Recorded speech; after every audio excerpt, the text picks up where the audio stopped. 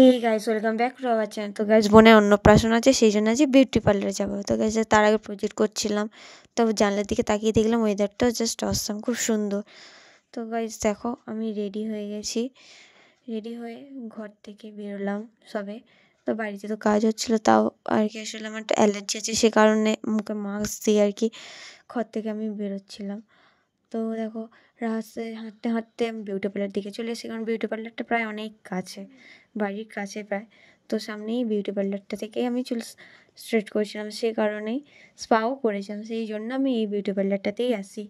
মোটামুটি আমার এখানে এই বিউটি পার্লারে যে লরিয়াল শ্যাম্পুটা আছে প্রফেশনাল, ওটা আমার শ্যুট করে।